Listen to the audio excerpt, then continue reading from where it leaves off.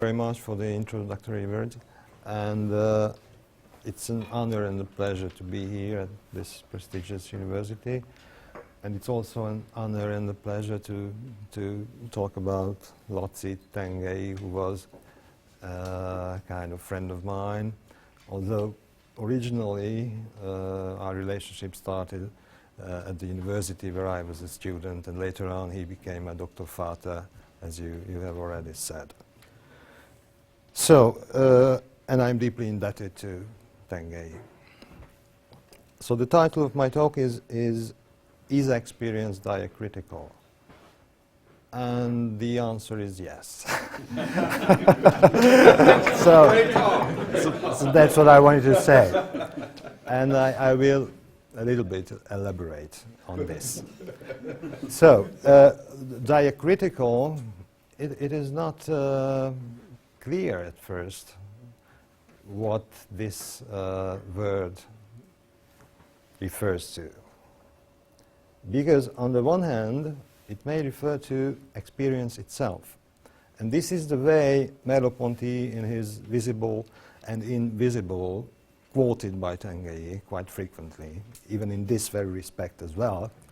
So at one point, Merleau-Ponty says that experience is diacritical.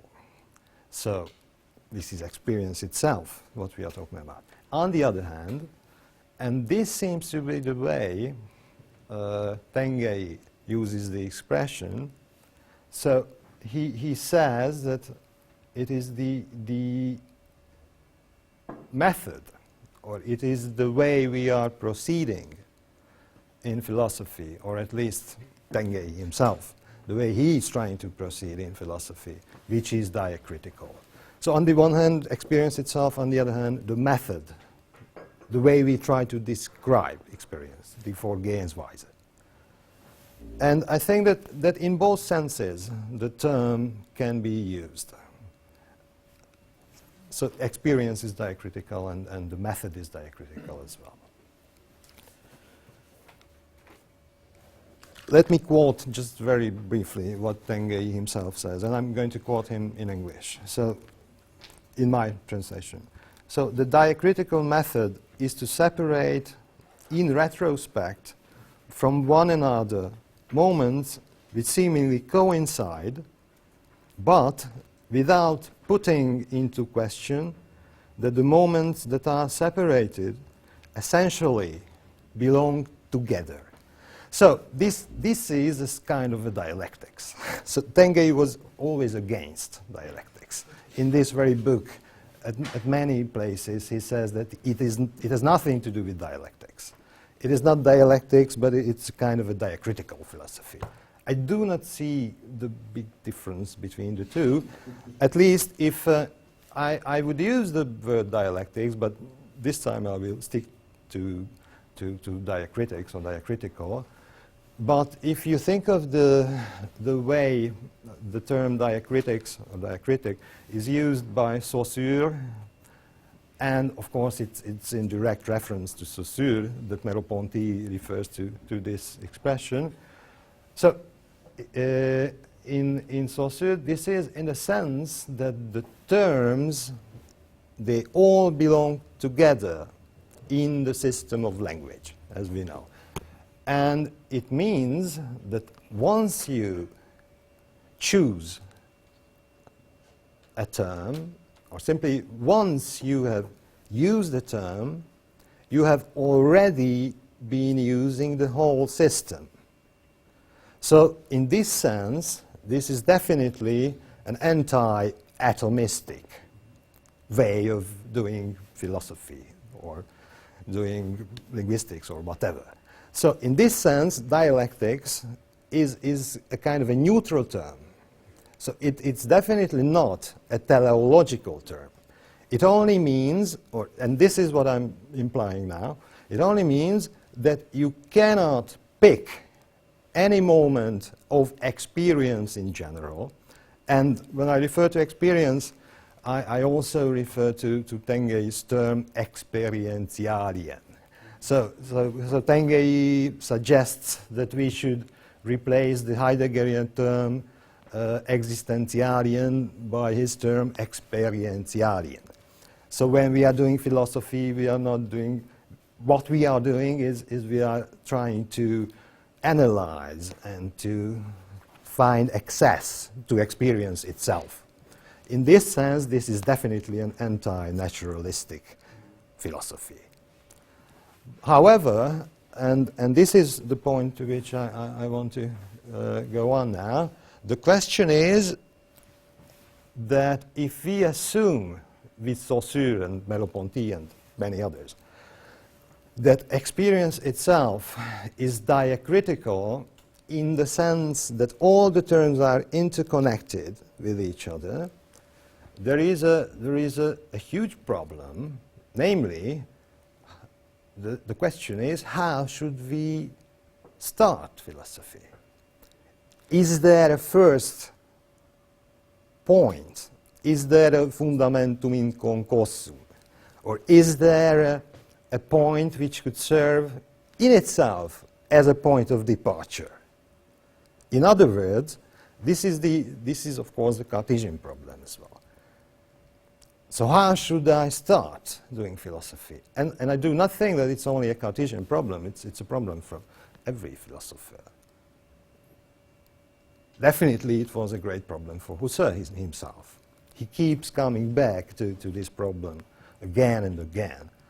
And he says that he's a beginner. He keeps saying this. And of course, there is a sense in which we should not take this note seriously, but there is another one in which we should. So how should we start? And the Cartesian way,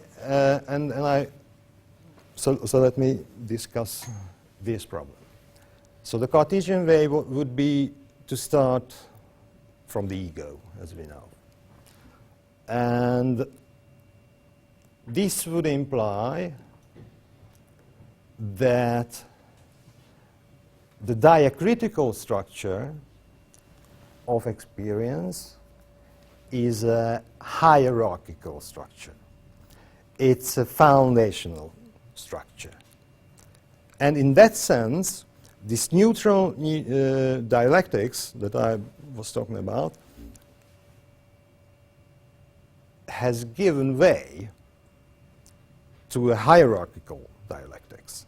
So there is a first point, there is a point of departure which is apodictically certain, and then we may move on to other parts of experience.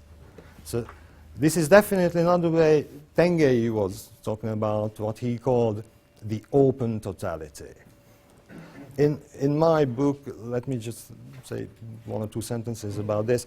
So instead of, but this is very close to Tanguy's term open dialectics, or open totality. I use the term cracked totality, meaning that the terms or the moments belong together, and in a sense they form a whole, but every time we are trying to give an, if you want, phenomenological description of experience, we need to take our point of departure from one moment. But this does not necessarily mean that this is a foundational point, that this is a real beginning from scratch. There's no such thing. And on this issue, I would absolutely agree with what Tanguy is talking about in this book. So the first choice may be the Cartesian choice. The second one would be a Kantian and even Husserlian way of analyzing the diacritical system of experience. And I would call this, referring to Husserl, first of all, or basically, an objective egology. And what I have in mind is based on, first of all, based on the Cartesian meditations by Husserl. And I know, and everybody knows that Tanguy, in his last book,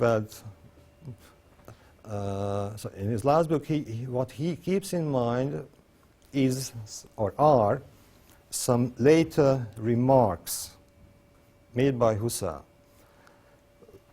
And in this context, Tanguy refers to 4 Urtatsachen. And the first one would be the subject, primarily, das jeweilige Ich. The second one would be the word, that is, die Welt habe des jeweiligen Ich. The third one, the other. And in this context, Husserl talks about an intentionales Ineinander. And the fourth one would be history, Faktum eines Geschichtsteleologie. So, these four Urtatsachen, thanks a lot,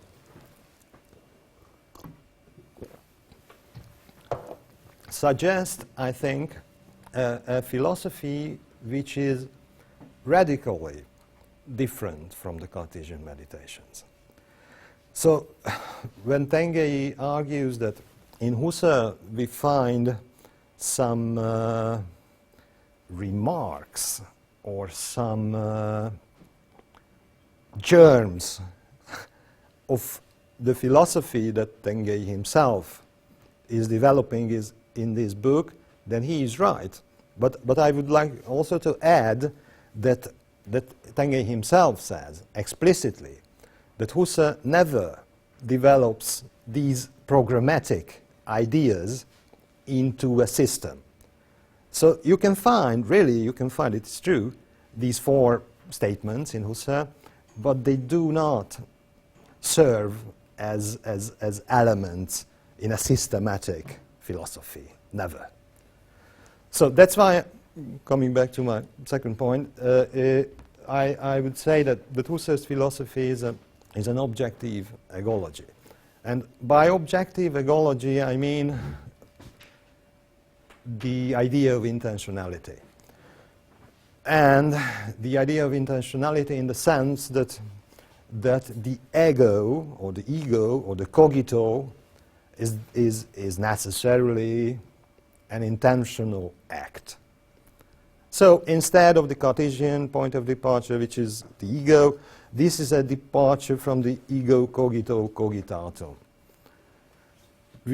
As we may remember in the Cartesian meditations, we have an explicit critique of Descartes along these lines. So instead of the ego cogito, this is the ego cogito cogitatum, which should serve as our point of departure in philosophy. And in this sense, this is a more diacritical system than that of Descartes. But still, it's not diacritical enough, I think, as compared to the idea of crack totality or open totality, as Tengeyi used it.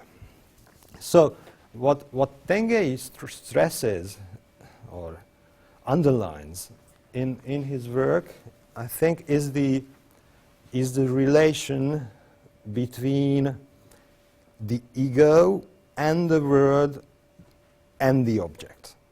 So on the one hand we have the ego, on the other hand the word and the object. And Tengeyi argues that first he is following Kantian lines. So he talks about the word as an Idee in Kantchen Sinn. That is, the word is an idea. And as opposed to particular things, what is important to Tengeyi in this diacritical method is that while particular things may always turn out to be non-existent, the word cannot turn out to be non-existent. The word is necessary in this sense, as opposed in contradistinction to particular things. And in this sense, we may as well use, as Tengeyi does, the phenomenological expression of horizon. So the word as horizon is necessarily there. Word as horizon and word as idea in the Kantian sense has a lot in common, as we know. But I would also say that don't we go too, so this is a question, in fact, so don't we go too far if we make this radical distinction between particular things of the word and the word as a horizon. In other words, is it possible that we should be conscious or aware of the word without any particular objects? So should we not say instead that in order to be aware or conscious of the word as a horizon, or as the horizon of all horizons, there needs to be a consciousness of something, of a particular object,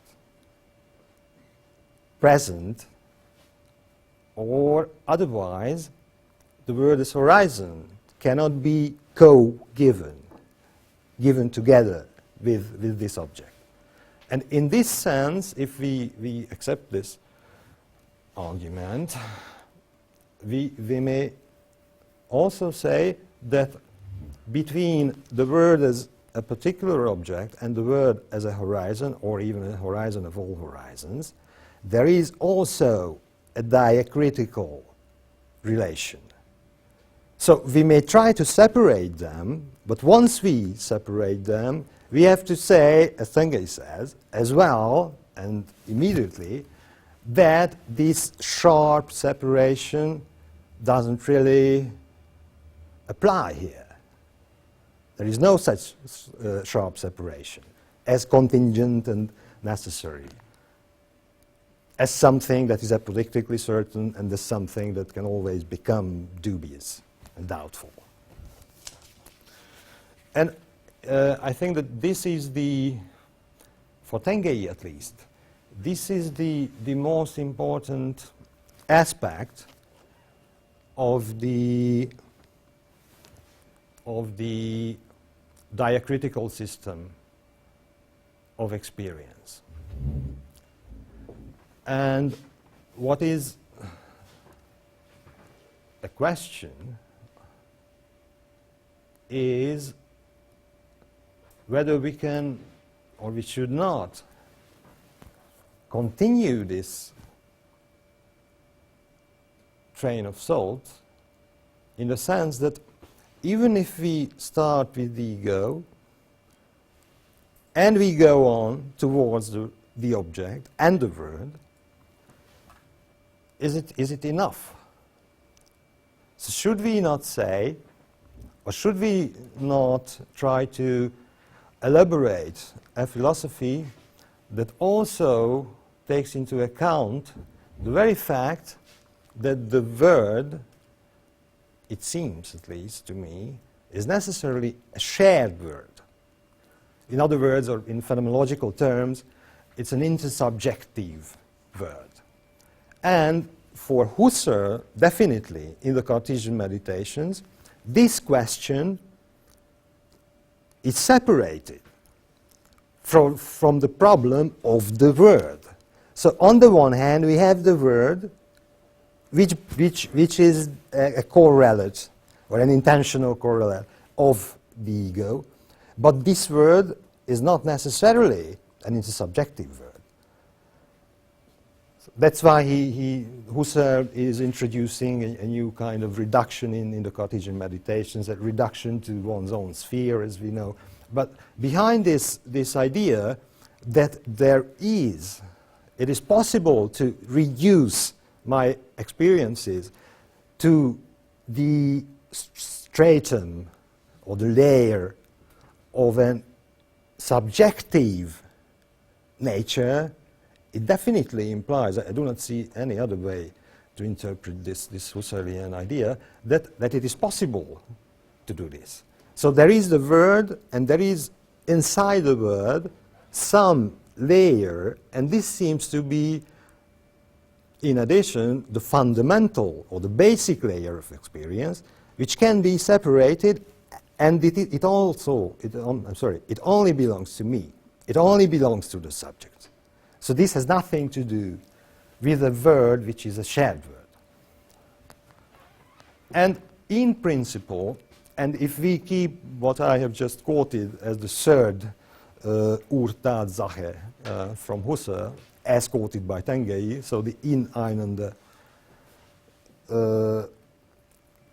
of the ego and the alter ego, we should say, or we should assume that Tengei would have said that in fact there is no such egological sphere of the word.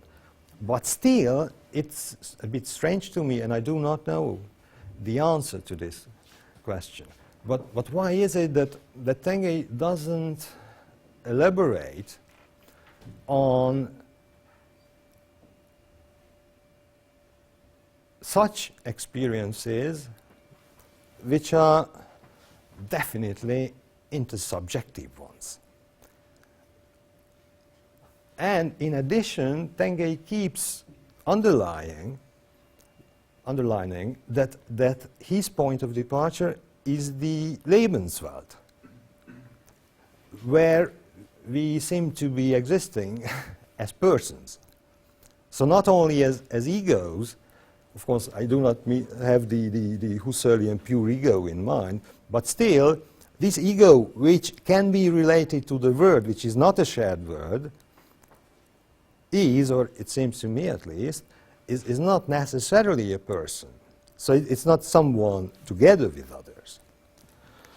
And I would, what in the last minutes of my talk I would like to elaborate upon is some of these experiences. And why I am going to do this is because I think that they are all experiences with a definitely diacritical structure. So,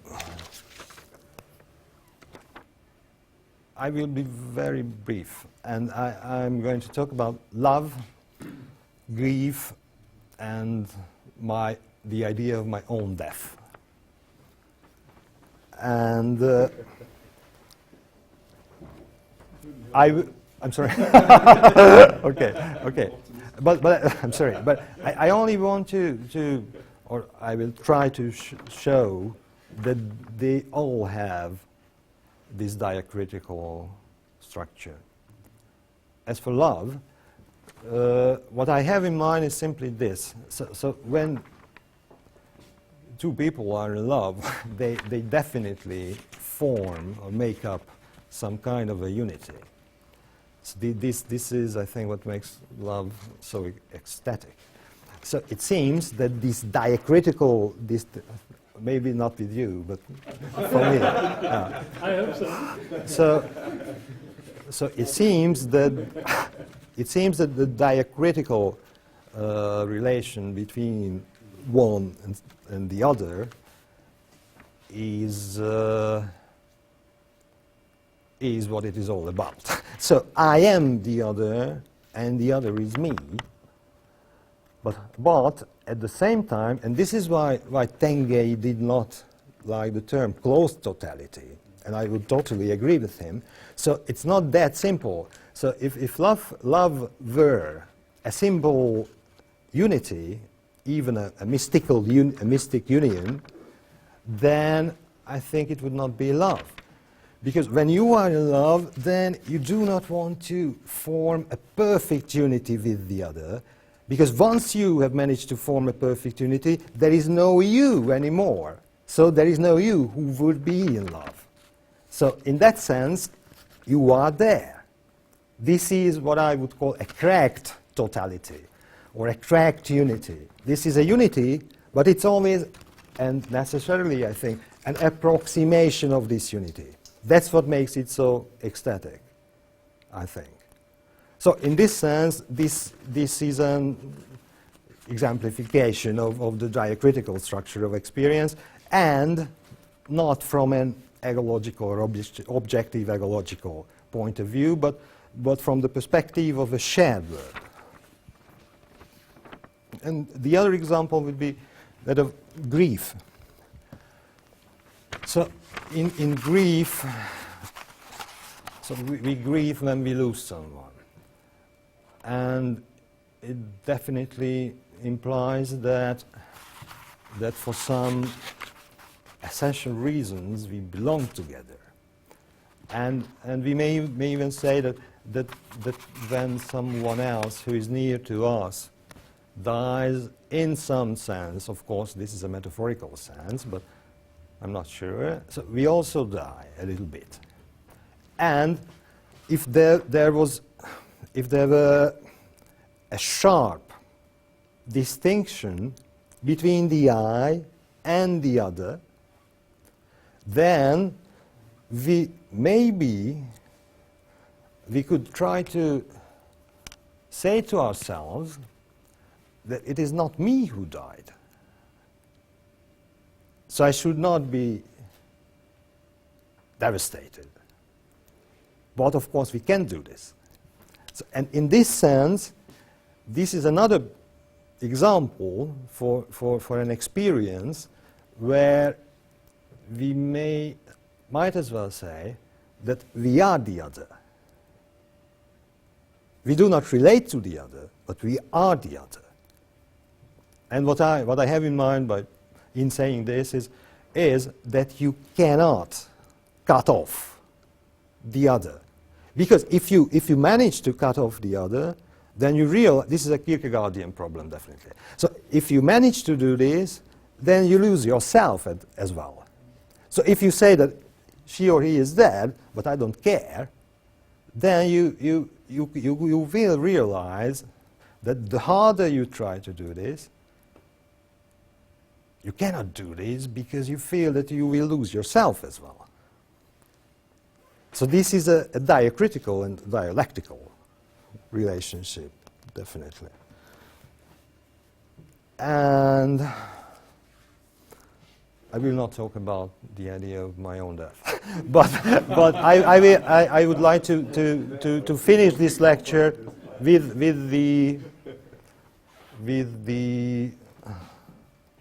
a quote from Arthur Rimbaud, the French poet, and this was quoted by many philosophers in the last century, by the French philosophers from Merleau-Ponty to Badiou, but by Lévinas as well, and by Ricoeur and many others. And this goes like this: Je est un autre.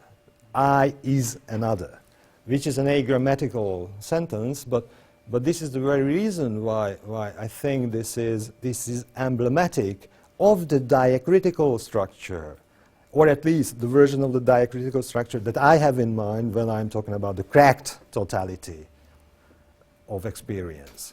So you should start from somewhere, but it would be illusory. This is a kind of a Kantian transcendental illusion, which is so important for Tengeyi himself as well. So you should not forget that this is a heuristic principle. This is what this last book of Tengeyi is all about, in a sense. So this is a heuristic principle, like in Kant's teleology. So we should start from somewhere, but we should not forget that this is not some a priori point of departure, not some certain point of departure. Okay, that's what I wanted to say.